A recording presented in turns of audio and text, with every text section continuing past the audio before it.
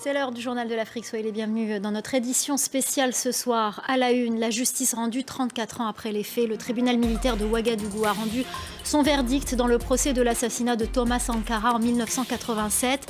Blaise Compaoré, son successeur, a été condamné par contumace à la perpétuité pour sa participation au coup d'État qui a suivi l'assassinat du président burkinabé.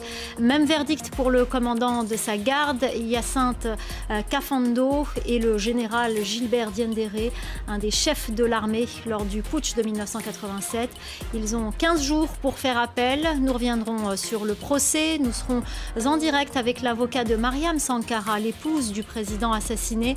Et nous serons accompagnés tout au long de cette édition par Francis Patindé, journaliste et spécialiste des questions africaines.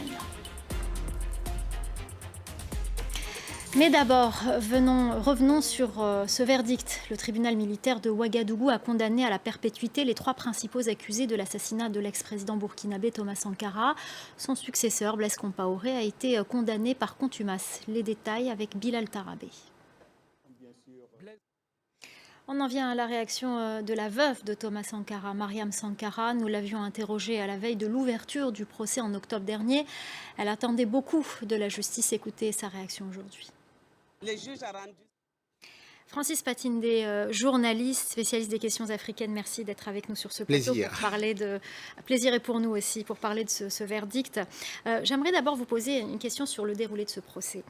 Que peut-on dire de ce procès qui a ouvert, alors que sous la présidence Kaboré, qui a été suspendu et qui a repris sous un autre pouvoir, puisqu'il y a eu un coup d'État entre-temps du lieutenant-colonel Damiba. Ce procès, c'est celui de l'assassinat de Thomas Sankara, mais c'est aussi celui d'un putsch. Que pensez-vous du fait que ce soit poursuivi, que le procès n'ait pas été interrompu?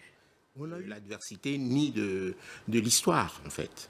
Alors, aujourd'hui, Blaise Compaoré faisait partie des principaux accusés, mais à l'époque, c'était un proche de Thomas Sankara. Les deux hommes s'étaient liés d'une profonde amitié depuis leur rencontre lors d'un stage militaire en 1978. J'aimerais qu'on revienne un instant sur cette relation qui a évolué entre les deux hommes. Laurent Berstecher. On part tout de suite à Ouagadougou retrouver Ben Wende Sankara, l'avocat de Mariam Sankara et de la famille de l'ancien président. Merci d'être avec nous. Tout d'abord, votre réaction au verdict. Oui. 25 ans de procédure judiciaire, c'est pas simple. Merci beaucoup Ben Wende Sankara, avocat de Mariam Sankara et de la famille Sankara. Merci beaucoup pour votre réaction sur notre antenne.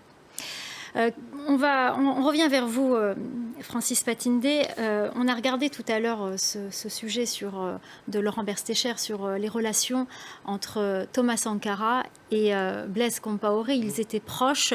Que s'est-il passé entre les deux hommes? Pourquoi finalement ces liens se sont brisés? Alors, en tout cas, ceux qui ont rencontré Thomas Sankara en gardent un souvenir exceptionnel. C'est le cas de notre rédacteur en chef Albéric de Gouville. À l'époque, il était jeune journaliste à RFI et il a rencontré le président burkinabé à 2 reprises. Écoutez. Thomas Sankara. Voilà pour les souvenirs de notre rédacteur en chef Albéric de Gouville. Alors c'est un personnage, vous me le disiez tout à l'heure en coulisses, que même vos étudiants qui ne l'ont pas connu, qui sont nés bien après l'assassinat de Thomas Sankara, ont une admiration pour le personnage. Ils sont subjugués par lui, c'est salutaire. Et en tout cas, on continuera à suivre l'actualité au Burkina Faso dans le Journal de l'Afrique. Merci, un grand merci à notre correspondant Kalidoussi qui nous a aidé à préparer cette émission. Merci à vous de nous avoir suivis et merci à notre chef d'édition Célia Caracena. Restez avec nous dans quelques instants. La suite de Paris Direct.